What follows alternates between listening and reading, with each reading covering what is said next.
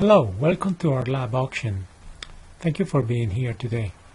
My name is Fernando Beltran. I am an associate professor with the Department of Information Systems and Operations Management here in the Business School. This is the site, the University of Auckland Business Decision Making Lab, and you will be participants in this auction, which is basically an experiment that we're going to run today.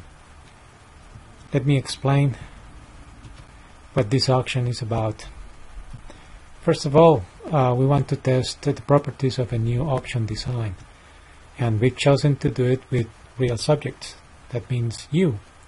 You will be given information and some incentives.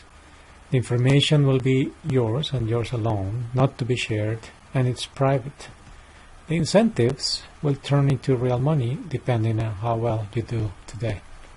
So what are we going to do today? What kind of auction? Well, we're going to sell two items. Well, it's a fake sale, but it doesn't matter. What we want to observe is the properties of this auction through your behavior in the auction. These items are known as blocks, but let me use an analogy to make this much more clear. So suppose that you're interested in buying a car. You may be one of those people, like most of us, who would like to get the car and use it for yourself and nobody else. But what if there's a bunch of people here today who came to buy the same car? They wouldn't mind sharing it with others who came here with the same idea. So this is what I'm talking about. Some people would like to bid on the car, and if they win it, they drive it out of here, only one person. But there's a bunch of people who wouldn't mind to share it with others. They will get to some kind of private arrangement after they buy the car, if they win it today in the auction.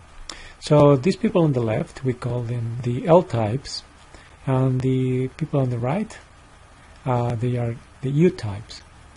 You may be an L type in this auction, you may be a U type, or you may be at the same time an L type and a U type.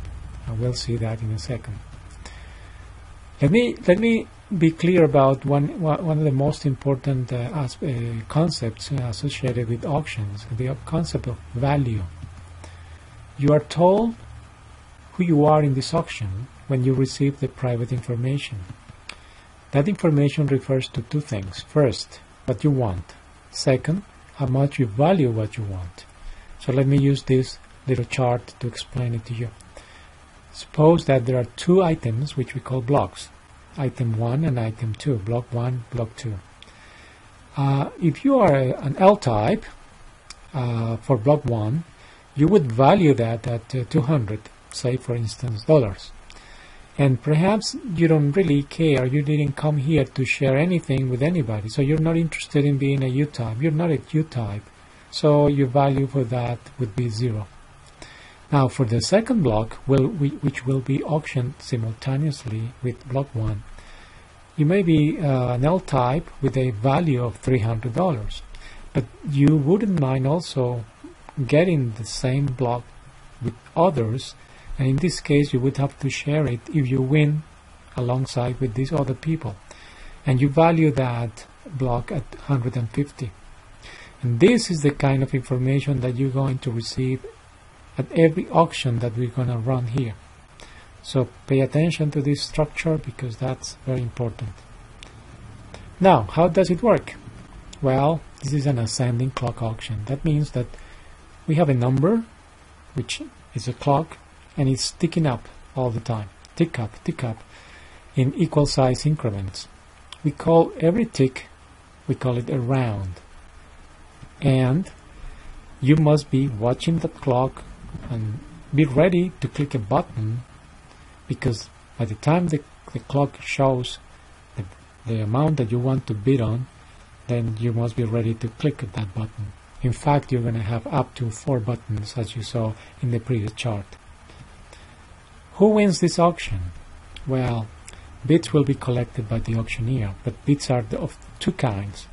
There are L-type bids, which will be considered individually, and there will be U-type bits which will be aggregated into a single bit. So this is a competition between L-type individual bits and the aggregation of all U-types for a single block. And we have 2 blocks being auctioned every time. From the bits above, the highest bit will be the winner. And this is to be expected. That happens in most auctions, in fact in all auctions. The situation above happens simultaneously for each of the 2 blocks. Okay, how to bid? Alright, this is the screen that you're going to be looking at pretty soon. This is how you interact with the auction system. Up here you have the clock. As clock starts at 0 and you keep ticking up. And you must watch this carefully, because by the time you want to place a bid in any of these 4, you must hit the button that you consider and that you want to bid on. Sometimes your private information is going to have a 0 in one of those entries.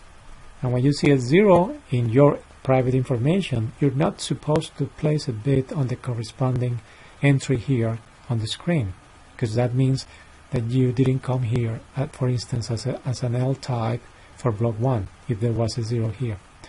Other than that, values will pretty much tell you some kind of an upper bound or an upper limit up to which you would be able to place a bid. But that's entirely your decision. You are the one who placed the bid. Remember, by the time this clock is showing you a number here and you think that that's the number, you must hurry up to click the corresponding bid. Down here you have other information, the most important of which is the bidder ID, which will be given in a few minutes by Farsan. These 2 down here, don't worry about them. Don't worry about whatever that means. You're not concerned with that in this auction. Okay, finally, how much you pay, how much you gain. Well, you came here, and if you win, how much would you have to pay? Well, it depends. If you're an L-type, then you must pay the second highest bid. So this is one important characteristic of this auction. If you're an L-type, you win, you don't have to pay what you bid. You have to pay the second highest bid, whatever that is. Of course, it doesn't depend on you. Think about it. That could be a good thing. Now, if you are a U-type, then you will pay a share of the second highest bid, because in the end, the second highest bid is the one that determines the price.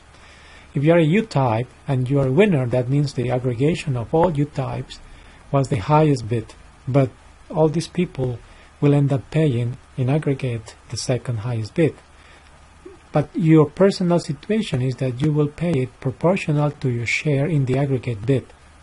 So call this A. Alright, you didn't come here actually to pay anything. Perhaps you came here to get paid, depending on whether you won or not.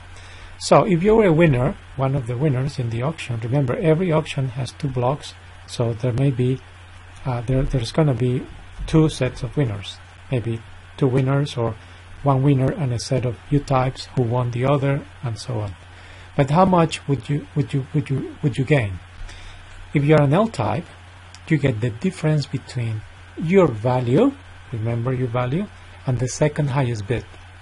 That is what you're going to pocket here today. This number is given in $, which means experimental dollars. Farsan will be showing you the exchange rate to New Zealand dollars. All right. Now, if you are an U-type, then you get the difference between your value and whatever was your share in the previous slide, the share of the highest bid, which is proportional to your share in the aggregate bid. So this is pretty much how you are going to make money. So if there are any questions, please, we'll be just ready here to answer. Thank you for spending time paying attention to this, and get ready because the auction is going to start in a few minutes.